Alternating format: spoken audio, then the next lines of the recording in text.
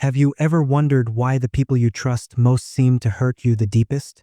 If you're an INFJ, you've probably asked yourself this question more times than you'd like to admit. You give your heart completely, you see the best in everyone, and yet, somehow you keep getting blindsided by the very people you thought would never let you down. Today, we're diving deep into something that haunts many INFJs, the painful pattern of betrayal that seems to follow them wherever they go. And no, it's not just bad luck. There are real psychological reasons why this keeps happening, and once you understand them, you'll finally have the tools to protect yourself without losing your beautiful, caring nature. So grab a cup of coffee, get comfortable, and let's explore why INFJs are magnets for betrayal, and more importantly, what you can do about it. 1.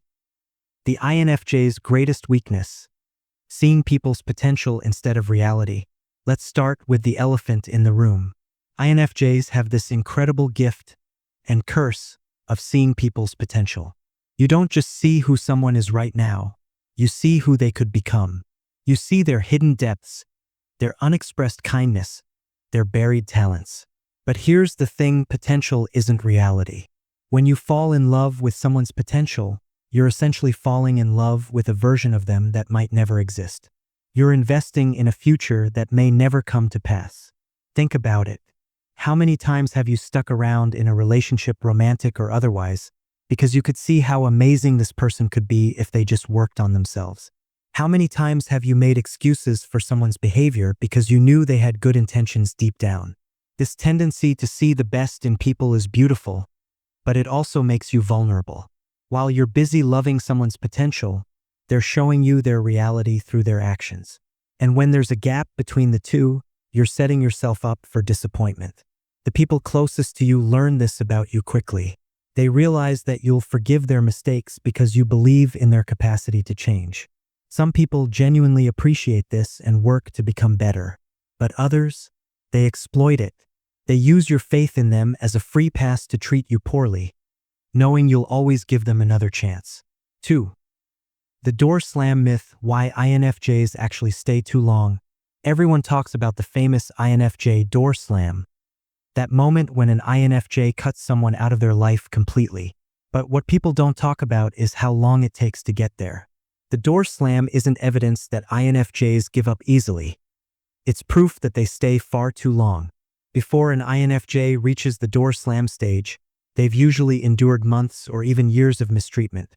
They've given countless second chances, made endless excuses, and tried every possible way to make the relationship work. The door slam happens when they finally realize that their efforts are futile. This pattern of staying too long is exactly what makes INFJs vulnerable to betrayal. Your loyalty becomes predictable. People know that no matter how they treat you, you'll probably stick around.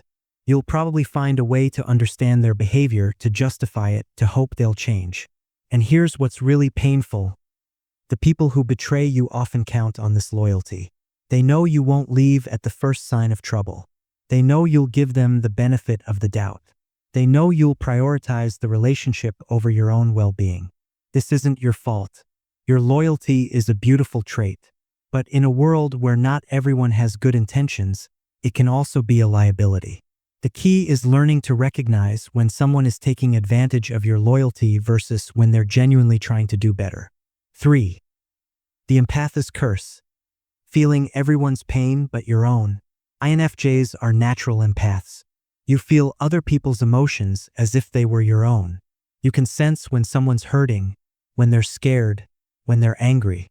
This emotional intelligence is one of your greatest strengths, but it can also be your downfall. When you're constantly tuned into other people's feelings, you often lose touch with your own. You become so focused on understanding and helping others that you forget to check in with yourself. You ignore your own red flags, your own discomfort, your own needs. This creates a perfect storm for betrayal. While you're busy managing everyone else's emotions, you're not paying attention to the warning signs in your own gut. You're not honoring your own boundaries. You're not protecting your own heart. The people closest to you often take advantage of this. They learn that they can dump their emotional baggage on you without reciprocating. They can lean on you when they need support but disappear when you need them. They can make you feel responsible for their happiness while showing little concern for yours. And because you're so focused on their pain, you don't even realize what's happening until it's too late. You don't notice that the relationship has become one-sided. You don't see that you're being used. You don't recognize that your empathy is being exploited. 4. The perfectionist's trap.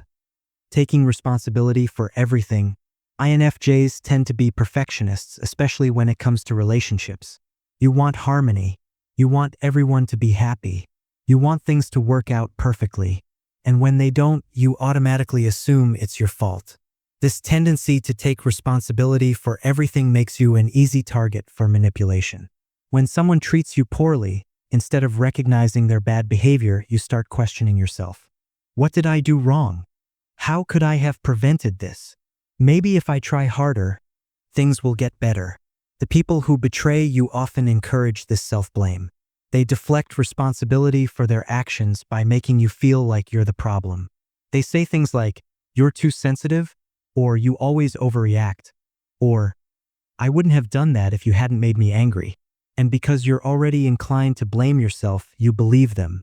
You start walking on eggshells, trying to be the perfect friend, partner, or family member. You convince yourself that if you just love them enough, support them enough, understand them enough, they'll stop hurting you. But here's the truth: you can't love someone into treating you better. You can't perfect your way out of a toxic relationship. When someone chooses to betray you, that's their choice, not your failure. 5. The helper's dilemma. Attracting people who need fixing. INFJs are natural helpers. You see someone struggling, and you want to help. You see someone hurting, and you want to heal them. You see someone lost, and you want to guide them. This desire to help others is beautiful, but it also attracts a certain type of person, people who need fixing. The problem is, people who need fixing often aren't ready to be fixed. They're comfortable in their dysfunction. They like having someone to blame for their problems. They enjoy the attention and care that comes with being the wounded one in the relationship. These people are drawn to INFJs like moths to a flame. They can sense your desire to help, your willingness to sacrifice for others, your belief in their potential. They position themselves as projects for you to work on, victims for you to save. And you fall for it every time. You see their pain and you want to take it away. You see their potential and you want to help them reach it. You see their need and you want to fill it. But here's what often happens: the more you help, the more they need. The more you give, the more they take. The more you sacrifice, the more they expect you to sacrifice. And when you finally reach your limit, when you finally say enough, they turn on you. They blame you for their problems. They accuse you of abandoning them. They make you the villain in their story. 6. The boundary problem. Why INFJs struggle to say no. One of the biggest reasons INFJs get betrayed is their difficulty with boundaries. You want to be there for everyone. You want to help everyone. You want to make everyone happy. And saying no feels selfish, mean, or uncaring. But boundaries aren't walls. They're guidelines for how you want to be treated. They're a way of communicating your needs and limits. They're essential for healthy relationships. When you don't have clear boundaries, people don't know where the line is. They don't know what's acceptable and what isn't. They don't know when they're taking advantage of you because you haven't told them. And some people will keep pushing until they find your limit. They'll keep taking until you stop giving. They'll keep crossing lines until you draw one they can't cross. The people who betray you often do it gradually. They start with small boundary violations, showing up late, canceling plans, asking for small favors. When you don't object, they escalate. They ask for bigger favors, make bigger demands, cross bigger lines. By the time you realize what's happening, they've already established a pattern of taking advantage of you. And when you finally try to set boundaries, they act shocked and offended. They make you feel like you're being unreasonable for finally standing up for yourself. 7. The trust paradox. Why INFJs are both trusting and suspicious. This might sound contradictory, but INFJs are both extremely trusting and extremely suspicious. You want to believe the best in people, but you also have incredible intuition about their true nature. You can sense when something's off, but you often ignore those feelings. This creates a weird internal conflict. Your gut is telling you one thing, but your heart is telling you another. Your intuition is screaming red flags, but your desire to see the good in people is drowning out the warning. The people who betray you often exploit this conflict. They give you just enough truth to keep you trusting, but they hide just enough to keep you questioning yourself. They're skilled at making you doubt your own intuition. They'll say things like, "I can't believe you don't trust me," or "You're just being paranoid," or "I thought you knew me better than that."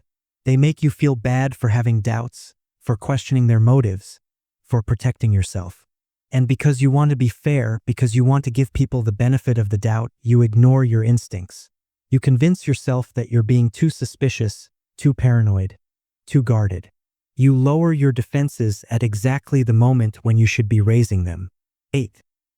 The intensity factor. Why deep connections lead to deeper betrayals. INFJs don't do shallow relationships. When you connect with someone, you connect deeply. You share your thoughts, your dreams, your fears. You let them see parts of you that most people never see. You invest your whole heart in the relationship. This intensity is one of your greatest gifts. The people who love you truly feel seen, understood, and accepted. They experience a level of connection that's rare and precious. But this intensity also makes betrayal more painful. When someone you've connected with deeply hurts you, it doesn't just wound your feelings, it wounds your soul. It makes you question everything you thought you knew about them, about yourself, about relationships in general. The people who betray you often use this intensity against you. They know how much the relationship means to you. They know how much you've invested in it. They know how much you have to lose. This gives them power over you. They can threaten to leave, to end the relationship, to take away that connection you value so much. They can use your fear of losing them to control you, to make you accept unacceptable behavior. And because the connection feels so rare and special, you're willing to tolerate things you normally wouldn't. You're willing to make excuses, to compromise your values, to sacrifice your well-being to keep the relationship alive. 9. The projection problem. When others project their issues onto you, INFJs are like emotional mirrors. You reflect back what people are feeling, often before they're even aware of it themselves. This can be incredibly healing for people who are emotionally healthy, but it can be dangerous when dealing with people who aren't. People who are dealing with their own issues, guilt, shame, anger, fear, often project these feelings onto you. They see their own darkness reflected back and blame you for it. They make you the repository for all their negative emotions. For example, someone who's dishonest might constantly accuse you of lying. Someone who's selfish might constantly accuse you of being self-centered. Someone who's untrustworthy might constantly question your loyalty. This projection is a form of emotional abuse, but it's often subtle and hard to recognize. The person isn't necessarily doing it consciously. They're just transferring their own issues onto you because it's easier than dealing with them directly. And because you're naturally empathetic, you absorb these projections. You start to believe that maybe you are the problem. Maybe you are too sensitive, too demanding, too much. Maybe you deserve the way they're treating you. 10. The idealism trap.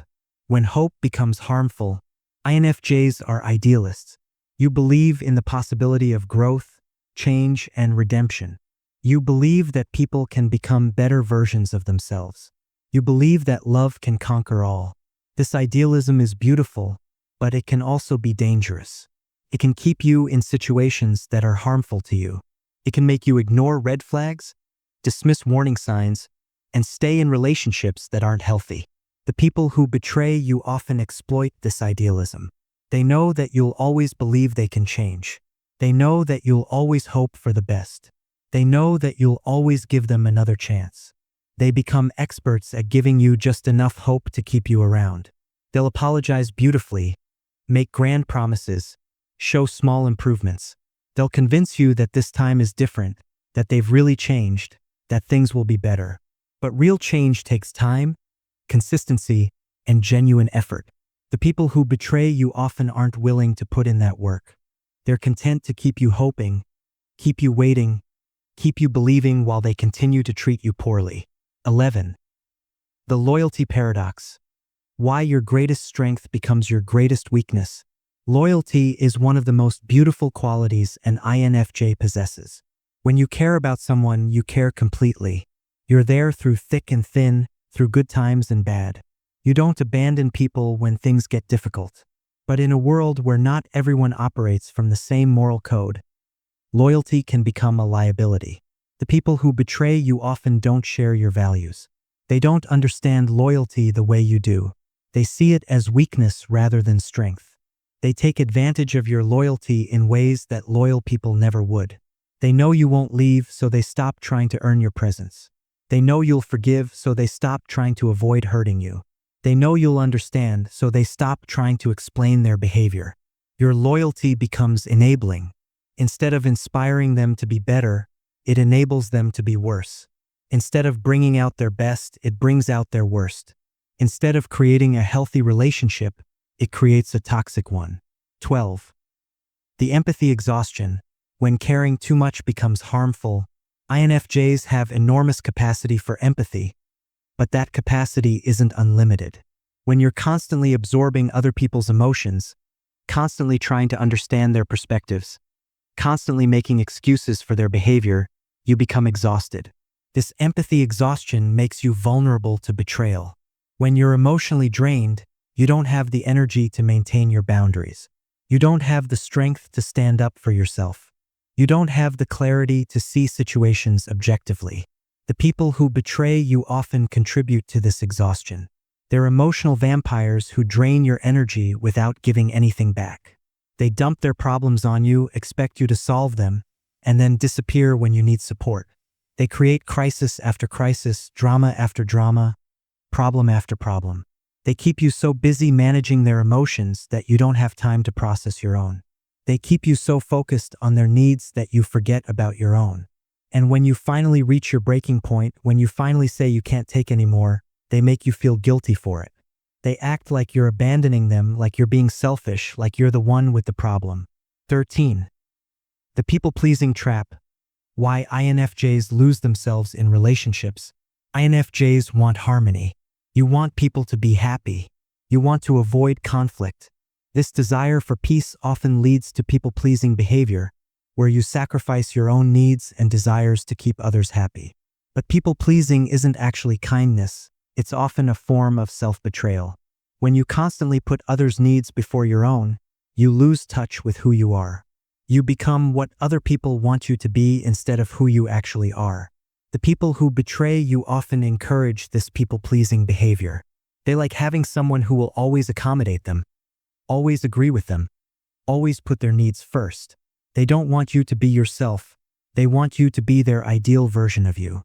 They punish you when you try to assert your own needs. They withdraw their affection when you disagree with them.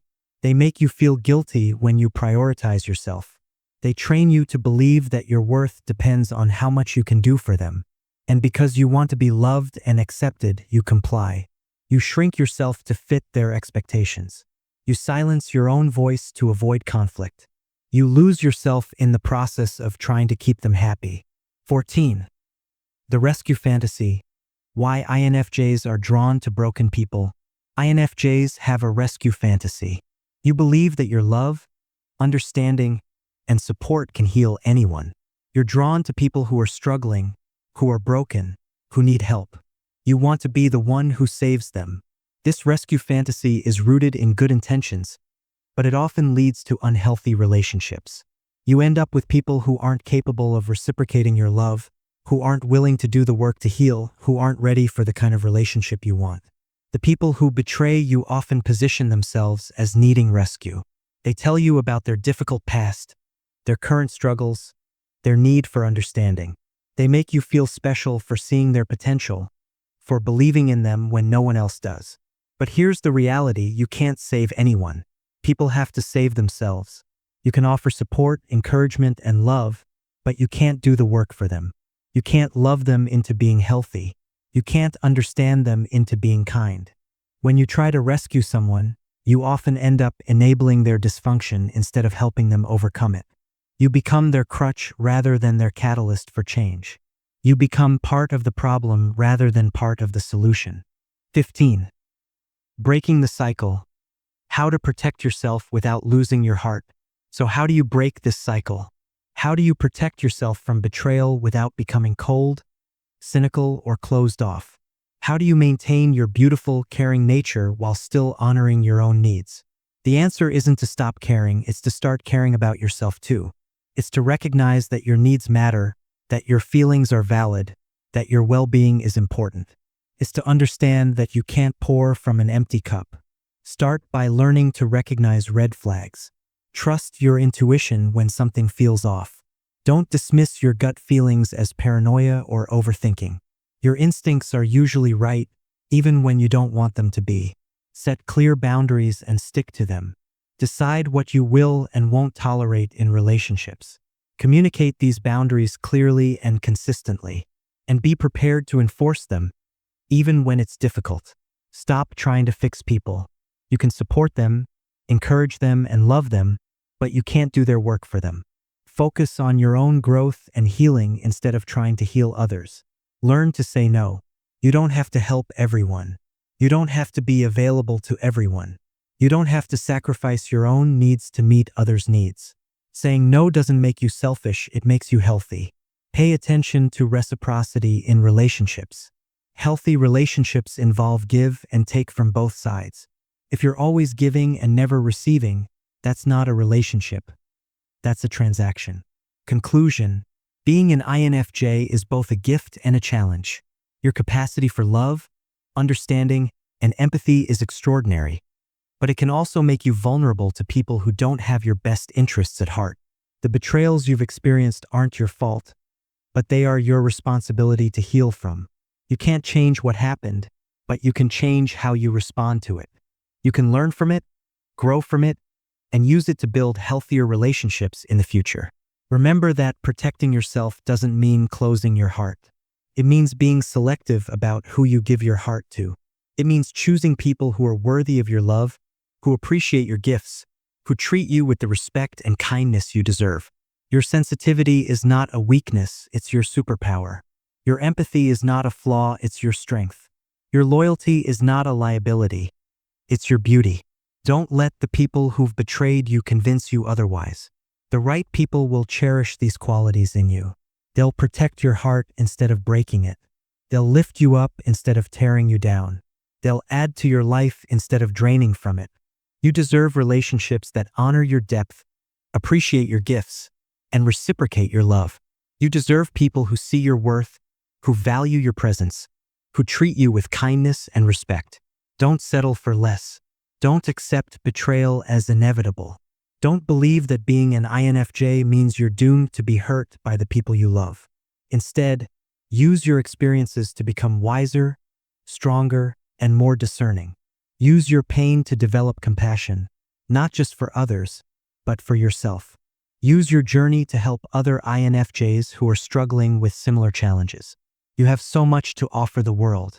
Your love, your understanding, your unique perspective. These are gifts that deserve to be treasured, not taken advantage of. Protect them, honor them, and share them with people who are worthy of them. The betrayals you've experienced don't define you. They're just chapters in your story, not the whole book. And you have the power to write a better ending, one where you're surrounded by people who love you for who you are, who appreciate what you bring to their lives, and who would never dream of betraying your trust. That's the life you deserve. That's the life you can have. And that's the life you're worthy of simply because you exist.